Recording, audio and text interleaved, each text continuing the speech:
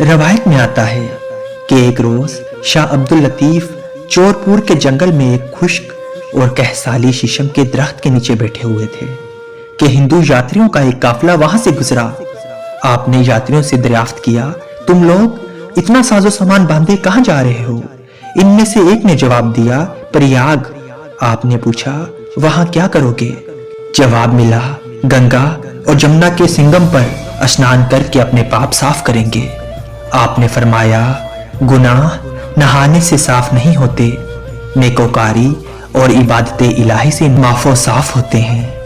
ہندو یاتریوں نے آپ کی باتوں کا مذاق اڑایا اور ایک ہندو پروہت بولا، اگر مفی عبادت ہی انسان خدا کے قریب ہو سکتا ہے تو آپ کئی برسوں سے اس خشک اور پرانے شیشم کے درخت کے نیچے عبادت کر رہے ہیں، مگر خدا نے آپ پر رحم نہیں فرمایا، ورنہ وہ اسی درخت کو ہرا بھرا کر کے آپ کے سر پر چھاؤں کا انتظام کر دیتا۔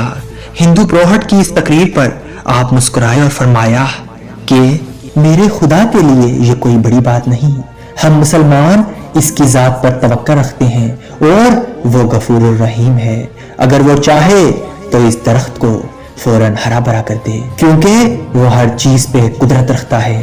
یہ کہہ کر آپ نے ایک آیت کریمہ پڑھی اور دعا کے لیے اپنے ہاتھ اٹھائے۔ بس وہ دعا کا اللہ کی بارگاہ میں پہنچنا تھا کہ شیشم کا وہ خشک اور کہسالی کا درخت ہرا بھرا ہو گیا، اس کی شاخیں بڑھ گئیں۔ ہندو یاتریوں کا پورا قافلہ یہ دیکھ کر حیران رہ گیا اور وہ پورا قافلہ آپ کے دست مبارک کو چوم کر اسلام قبول کرنے لگا اور مسلمان ہو گیا۔